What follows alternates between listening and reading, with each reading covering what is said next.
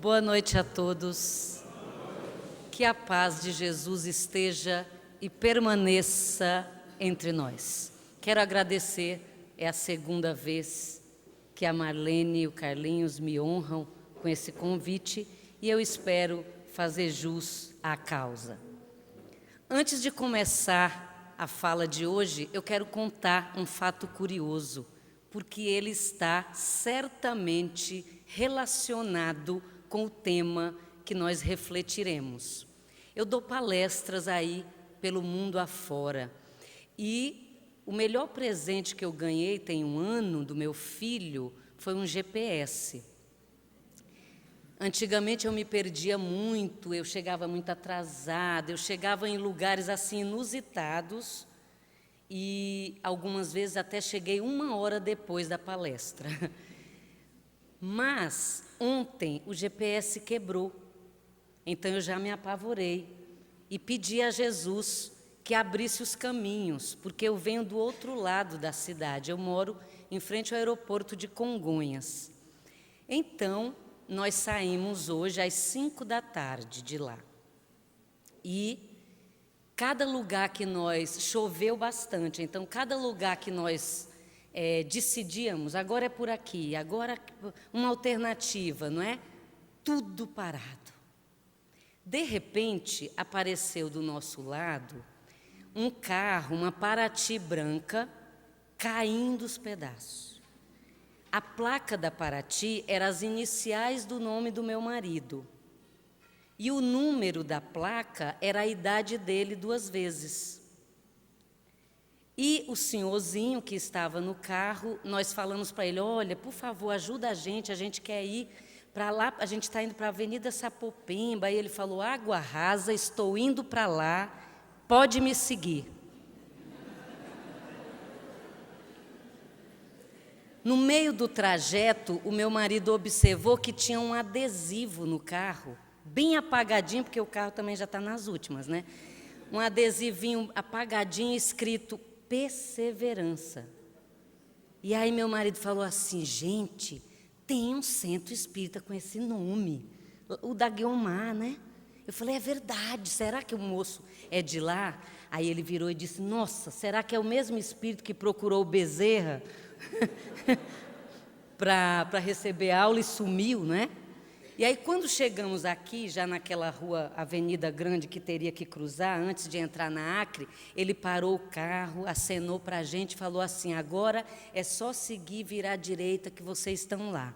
Meu marido falou assim, você é espírita? Sou. Aí ele disse, o senhor é do Centro Espírita Perseverança? Ele falou, sou, mas o senhor não vai sumir na esquina, não. Ele falou, não. A proposta da noite é o tema renovação. Renovar o nosso entendimento, porque de repente milagres acontecem. Por isso que eu contei o fato que é deveras curioso. Renovação. A proposta do tema é baseado numa passagem de Paulo aos Romanos, capítulo 12, versículo 2. Quando Paulo diz assim ao povo da sua igreja em Roma, não vos conformeis com este mundo, transformai-vos pela renovação do vosso entendimento. Antes de entrar exatamente no tema, eu vou lembrar de forma bem rápida para vocês o meu trabalho, para que vocês entendam os exemplos que eu vou propor durante a minha fala. Eu sou psicóloga clínica, atendo as pessoas em sofrimento. Psicóloga hospitalar, atendo pacientes ditos terminais. Ditos porque o término, quem sabe, é Deus. E ditos porque nada termina, nós somos imortais.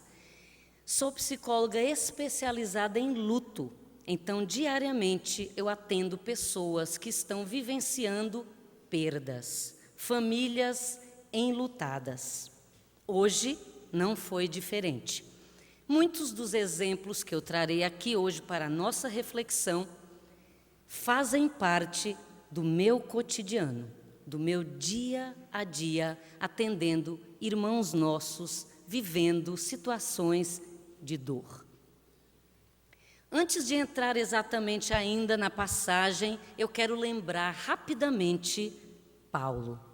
Paulo, que nós falamos na Casa Espírita, é o mesmo Paulo, São Paulo, que o padre fala quando você vai à igreja. O padre diz, carta de Paulo aos Romanos.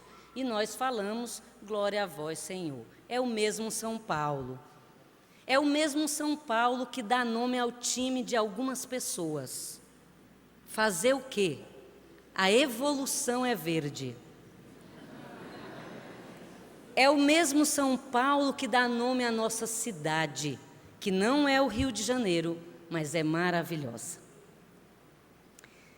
Paulo, lembrem-se que o nosso tema é renovação. Renovação através do entendimento. Paulo não nasceu Paulo, nasceu Saulo, judeu, perseguidor dos cristãos. E numa dessas perseguições, ele encontra o Mestre Jesus, que diz para ele às portas de Damasco, Saulo, Saulo, por que me persegues?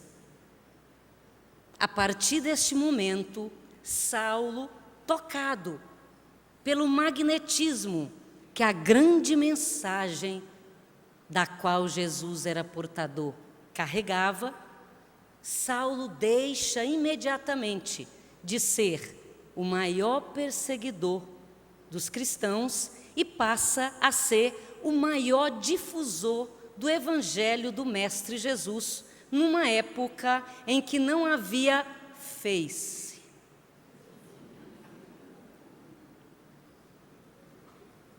Numa época em que não havia carros, ônibus, bicicletas e nem GPS. Ele fez tudo isso andando.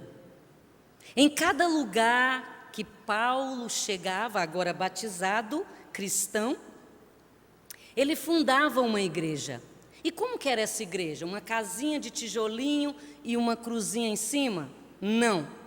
Era um grupo de pessoas que, tocado também pela grande mensagem, pelo que ele falava, mas muito mais pelo comprometimento do apóstolo na prática do Evangelho do Mestre Jesus. Essas pessoas passavam também a difundir o Evangelho.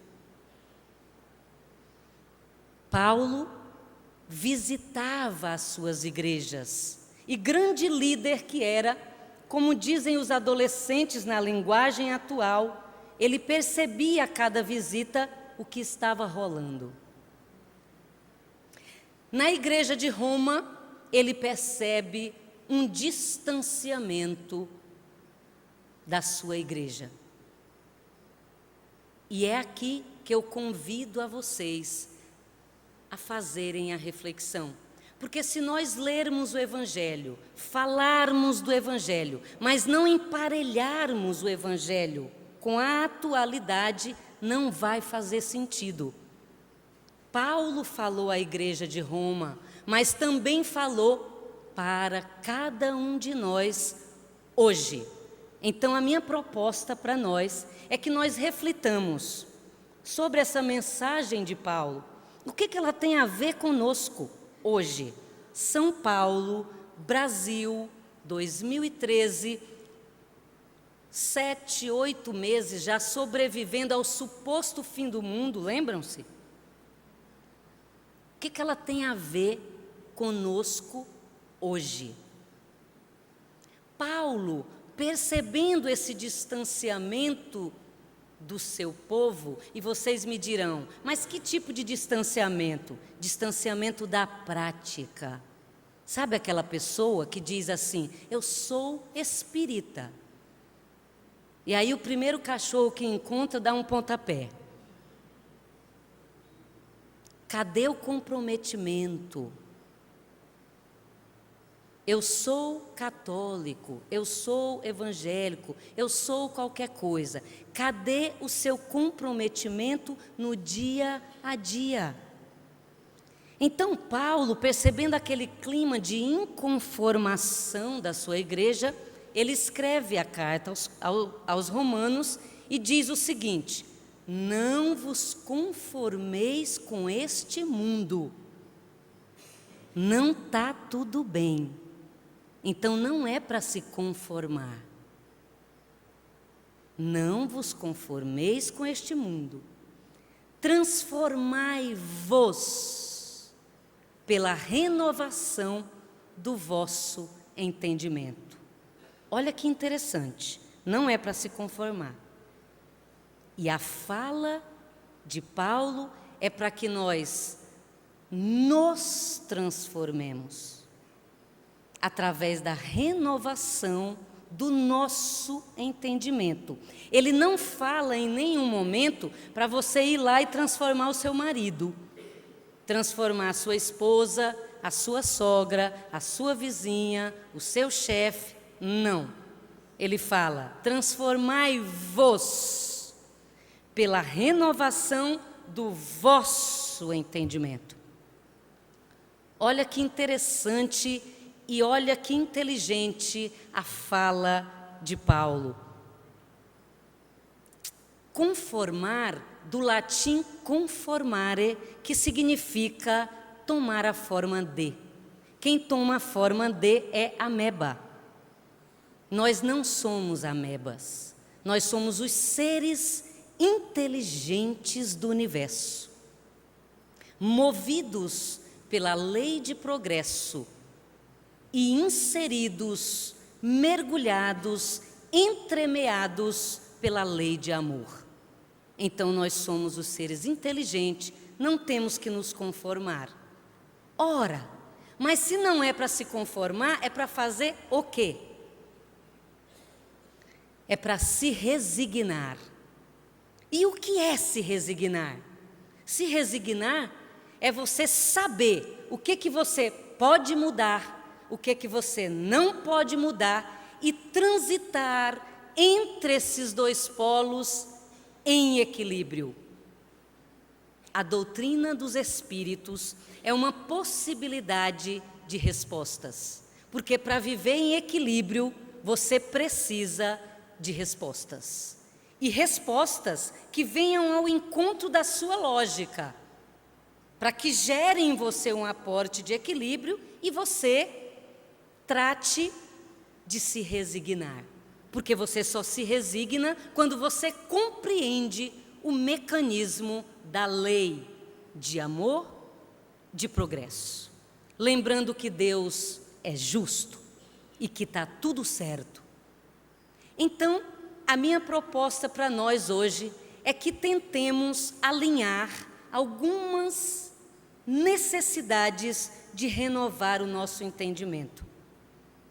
A primeira, nós somos espíritos em transição num corpo de carne. E aí vocês me dirão: puxa, mas essa mulher saiu lá de Congonhas para vir aqui dizer isso para a gente?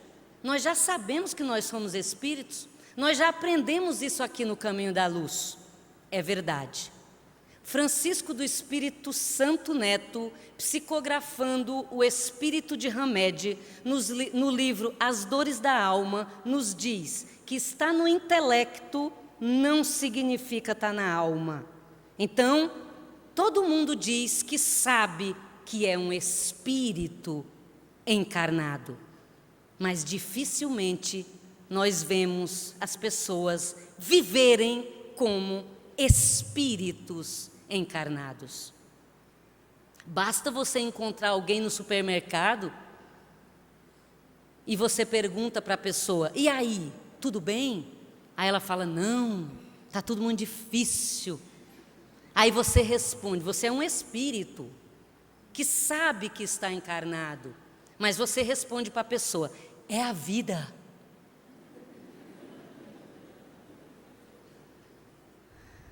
Vamos levando para ver onde que chega.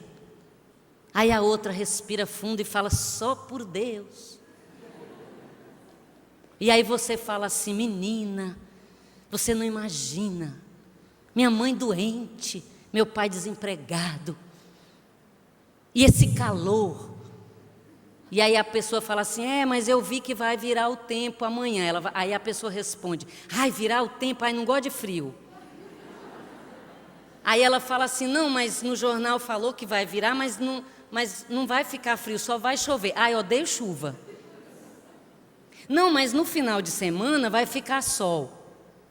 Ai, mas eu não gosto de muito sol. Sexta-feira, a pessoa vira e fala: ai, sexta-feira, amém. Graças a Deus. Final de semana, amém. E aí segunda-feira, domingo à noite já começa a angústia. Amanhã, segunda-feira, começa tudo de novo. E aí vocês estão naquela conversa no supermercado de espírito, hein? Espírito encarnado, que sabe que está aqui com uma tarefa definida. Sabe mesmo? E aí continua a conversa, aí aparece outra amiga. Está feita a confusão, viu? Porque a outra amiga chega e fala: vocês estão falando do quê? Ah, de problema. Ih, minha filha, o seu não é nada, perto do meu. Aí começa a catalogar.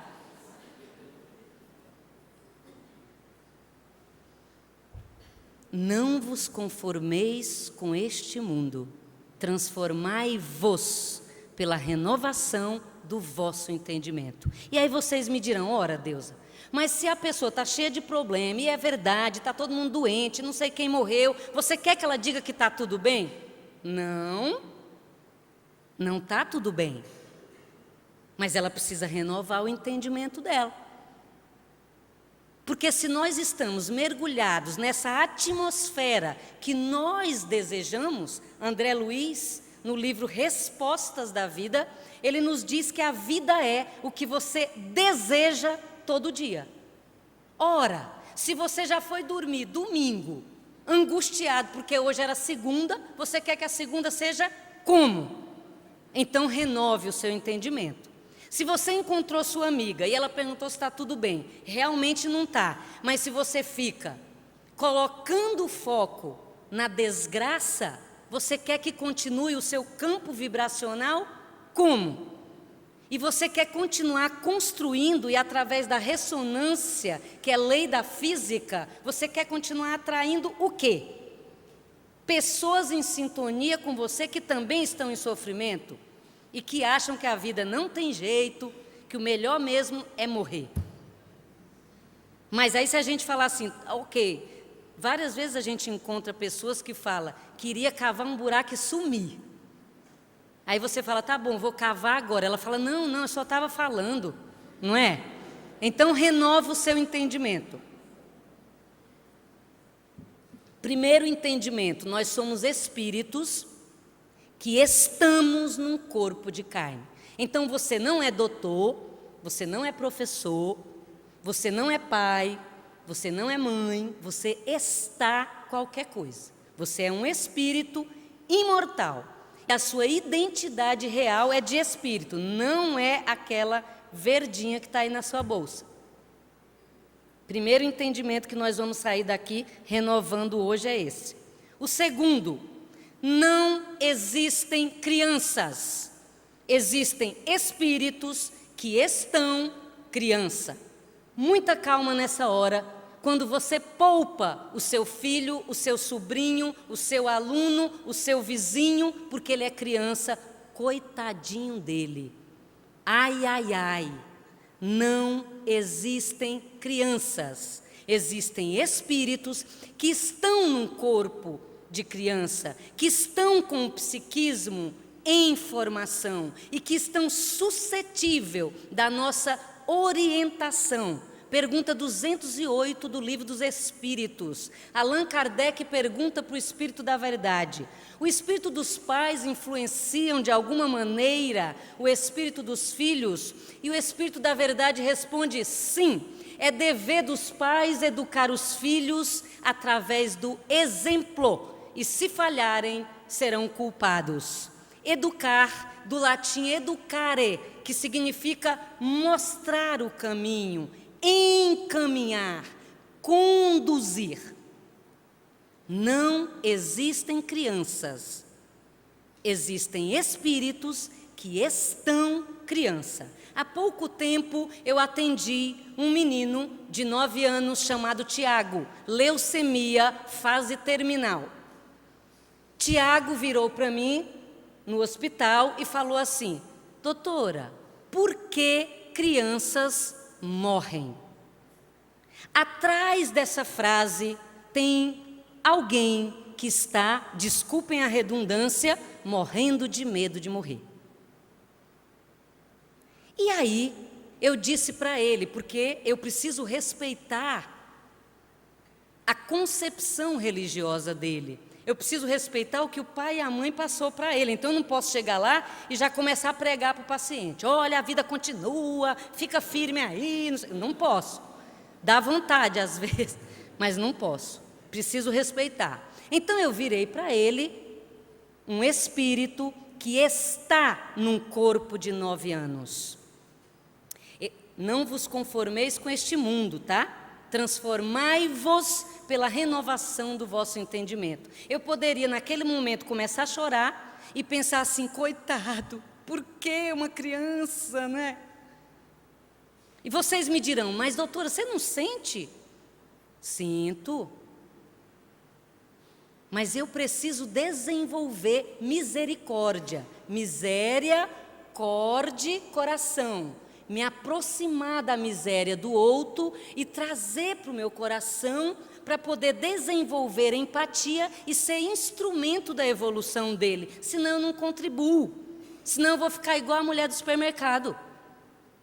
Eu vou começar a chorar, vou dizer que é uma desgraça total, que está tudo perdido e que está tudo errado. Mas nós não somos espíritos.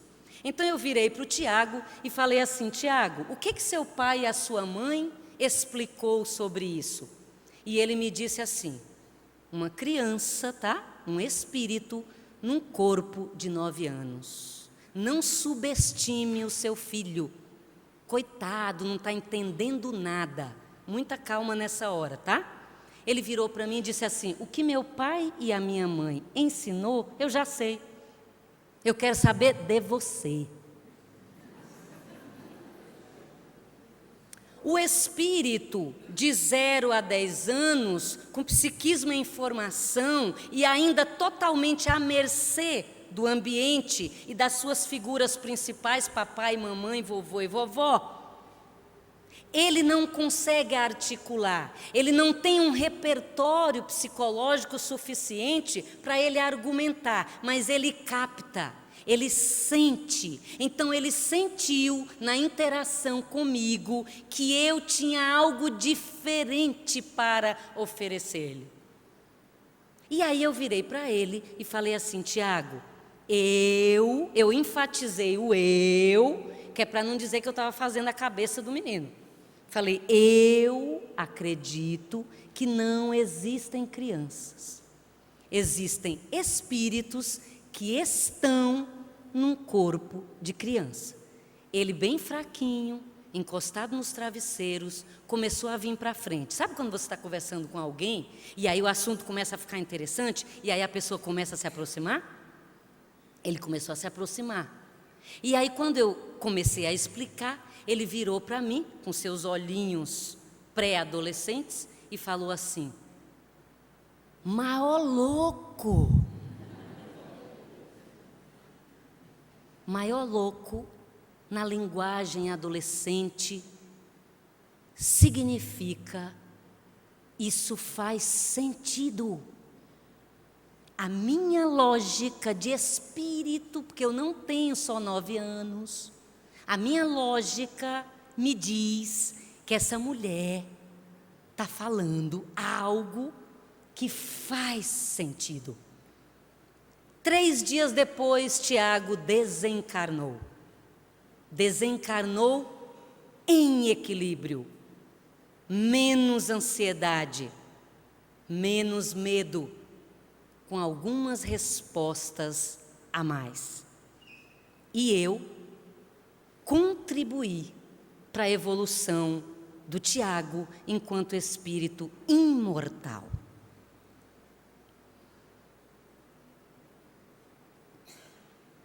Primeiro entendimento, então, alô, alô, água rasa. Nós somos espíritos que estamos num corpo de carne. Essa é a nossa identidade, tá bom? Quanto mais você se distrair da sua identidade, mais você vai delirar. Toda vez que você vê alguém, entre aspas, se achando, a pessoa está delirando, tá? Porque ela está achando que ela é o carro dela, o bairro que ela mora, o título que ela tem. Então ela está distante da identidade dela, então ela está em delírio. Segundo entendimento, não existem crianças, existem espíritos que estão crianças. Terceiro entendimento que nós vamos renovar: não vos conformeis com este mundo, transformai-vos pela renovação do vosso entendimento. Terceiro, não existem adolescentes. Existem espíritos que estão adolescendo. Adolescer, do latim adolescere, que significa deixar de ser criança para ser adulto. E esse para denuncia uma transição. Todos nós, espíritos encarnados no planeta Terra, nós vivenciamos a angústia da adolescência. Então, muita calma nessa hora, quando você apresenta seu filho para os outros. Várias vezes já aconteceu isso comigo. Eu vou dar palestras, quando eu termino a palestra, o pessoal vai me cumprimentar e fala assim: doutor, esse é meu filho aborrecente. Se coloque no lugar desse espírito que está adolescendo, precisando de respostas para viver em equilíbrio, senão vai leiloar a virgindade e fazer outras coisas por aí. Precisando de respostas. Capítulo 14 do Evangelho segundo o Espiritismo, honrar pai e mãe. Item 9, os laços de família e a ingratidão dos filhos. Lá no parágrafo 9 do item 9 do capítulo 14 do Evangelho, os Espíritos nos dizem que desde o berço nós percebemos o Espírito que está ali e que é dever dos pais encaminhá-los, educá-los, mostrar o caminho. Então o adolescente, ele está nessa fase de transição pedindo socorro. Pedindo socorro. Todos os dias. E nós precisamos fazer essa leitura. Então não existem adolescentes, existem espíritos que estão num corpo adolescendo e que precisam de respostas. Quarto entendimento: não existem idosos, existem espíritos que estão num corpo idoso. Muita calma nessa hora, quando você acha que a sua vozinha e o seu vozinho é só um velhinho que não tá mais para lá do que para cá. Eu trabalho há 28 anos numa casa espírita no Campo Belo, Seara Bendita. Nós temos hoje naquele centro 9.600 alunos inscritos no curso básico. Trabalho há 23 anos orientando os pais na reunião de pais. Enquanto as crianças estão sendo evangelizadas, eu fico num salão parecido com esse, debatendo temas relativos à família, tendo a luz do Evangelho segundo o Espiritismo, o Evangelho do Mestre Jesus e a psicologia como esteio. Todo ano, no mês de maio, nós levamos os adolescentes e as crianças, os espíritos que estão crianças e que estão adolescendo, para visitar um asilo. E por que nós fazemos isso? Porque nós queremos que esses espíritos entrem em contato direto com aquilo que nós ensinamos, com a prática daquilo que nós ensinamos. Todo ano aparece uma mãe ou um pai que faz o seguinte comentário para mim, mais ou menos assim: que dia que vai ser mesmo? A visita lá nos velhinhos? Ah, vai ser dia tal. Então, sabe o que é? Acho que eu não vou, sabe? Eu não quero levar meu filho lá não, senão ele vai ficar impressionado. Tem aqueles velhinhos lá, né? Tem uns doentinhos. Ano passado meu filho foi, falou que tinha uns fedidinhos. Não leve não, tá? Não leve não.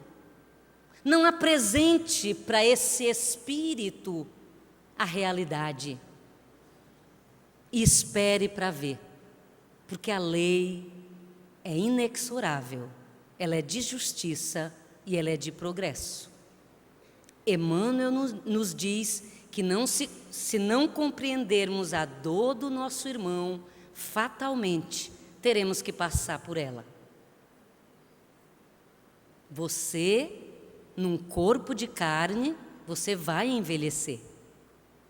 E você vai ficar fedidinho. Porque quando as células oxidam, exalam um cheirinho desagradável. Não ensine isso para o seu filho, não.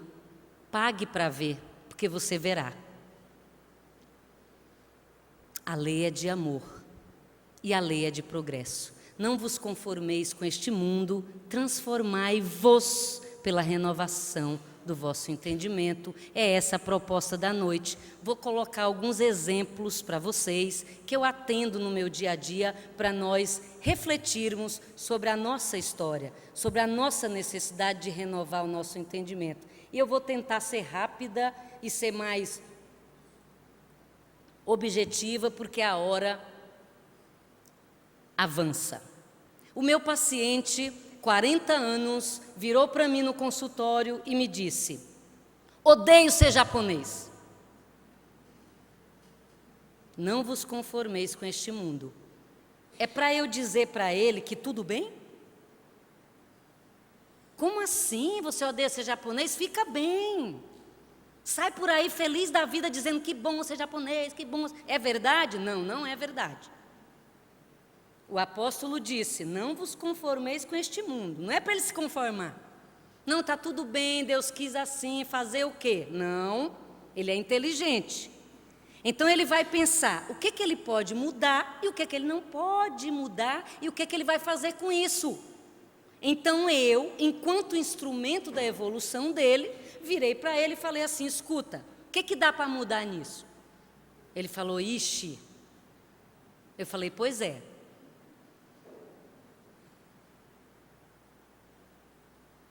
Talvez você tenha que mudar a pergunta, a colocação. Ao invés de você ficar como você está, há 42 anos, repetindo que odeia ser japonês, você está perdendo bastante tempo. Que tal você começar a se perguntar por que japonês? Aliás, por que você odeia ser japonês? Ele disse assim: é porque é um povo, é uma cultura muito difícil, muito fechada, muito... É difícil. Eu falei: pois é, então você já se perguntou por que japonês? E se você acha que é tão difícil assim, que diabos você está fazendo lá? Porque de repente você nasceu com essa tarefa, de fazer a diferença no grupo que você está. Não vos conformeis com este mundo, transformai-vos pela renovação do vosso entendimento. Então vai lá e faz diferente, e faz melhor. 42 anos repetindo que odeia isso. Então se pergunta por quê? O que eu estou fazendo naquela família? O que eu estou fazendo naquele trabalho? O que eu estou fazendo com aquele chefe? O que eu estou fazendo com aquele cunhado, com aquela sogra, com aquele marido, com aquela irmã? Para de reclamar. Não é para se conformar. É para entender o que pode mudar, o que não pode mudar e transitar entre esses dois polos em equilíbrio. E o entendimento da reencarnação é uma possibilidade de respostas. O outro paciente virou para mim, mais ou menos 38 anos, virou para mim e disse assim: eu não aguento mais o meu relacionamento. Esse relacionamento está acabando comigo. Se eu começar a contar para você o que esse relacionamento tem feito comigo, você não vai acreditar. E aí eu virei para ele e falei: então vamos combinar o seguinte, na próxima sessão você traga o relacionamento. E aí ele virou para mim e disse: a senhora não está entendendo nada. E eu falei para ele: quem não está entendendo nada é você. Porque o relacionamento não é uma pessoa, uma personalidade. Lá vem o relacionamento, olha o que ele está fazendo comigo. Não, o relacionamento é o resultado da sua interação com alguém. Então, no mínimo, a sua responsabilidade é de 50%. Todo relacionamento é uma via de duas mãos. Todo relacionamento é uma via de duas mãos. O que você tem feito para contribuir para que essa via flua? Você vai continuar reclamando do seu parceiro ou o seu parceiro reclamando de você e você não vai fazer nada? Não vos conformeis com este mundo, transformai-vos pela renovação do vosso entendimento.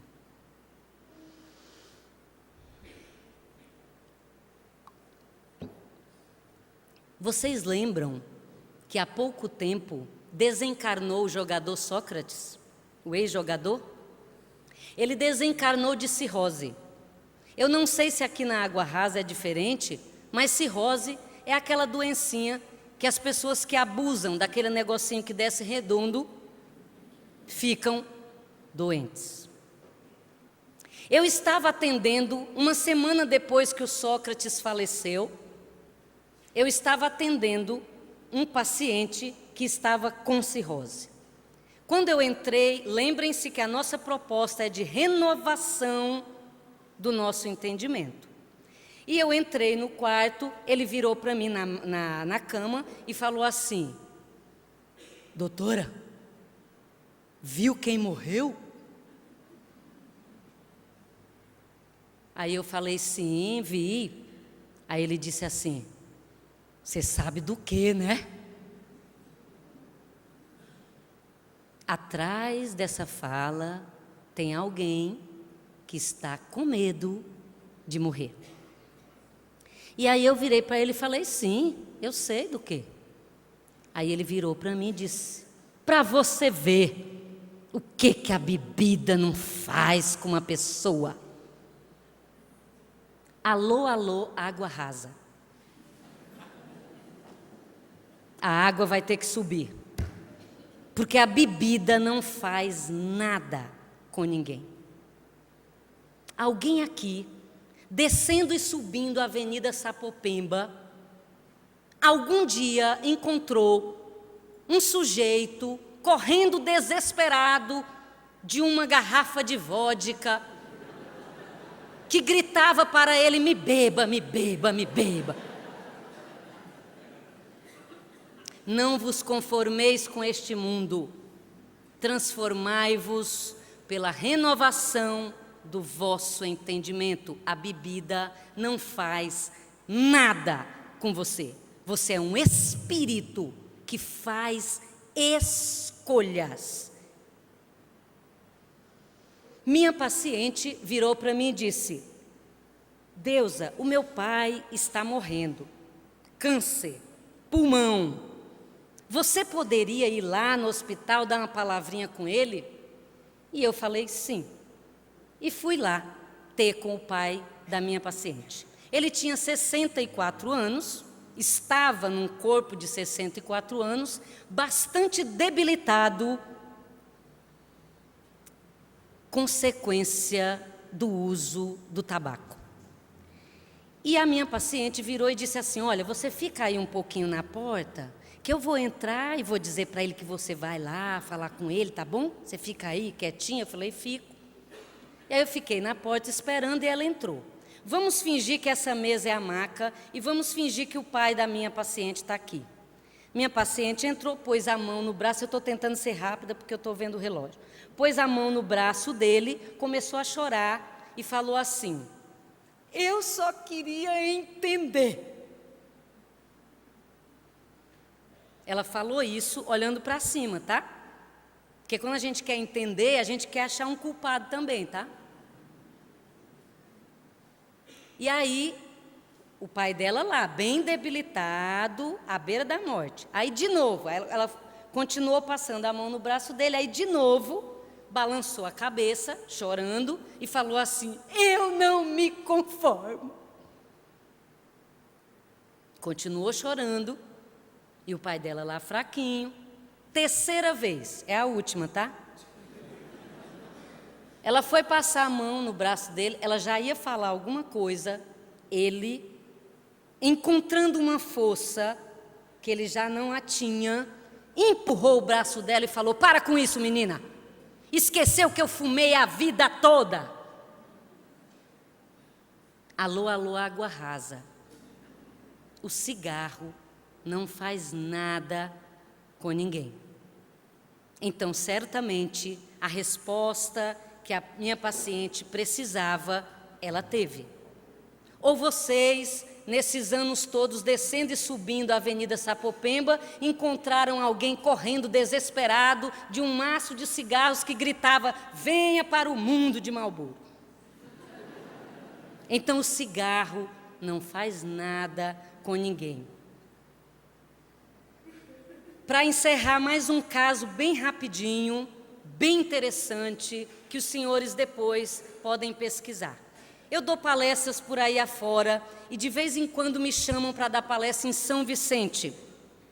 E eu gosto muito de dar palestra lá, porque depois da palestra tem lanche.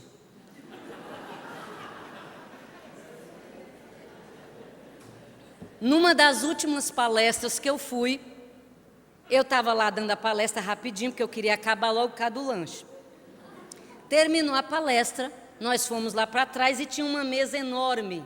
Bolos, doces, tortas, sucos. E eu e meu marido entramos e comemos, terminamos de comer, fomos sentar do outro lado da mesa. Aí apareceu uma senhorinha, eu estou sendo bem sucinta, tá? Apareceu uma senhorinha magérrima, baixinha, e fez assim para mim: vem cá, come esse aqui, ó.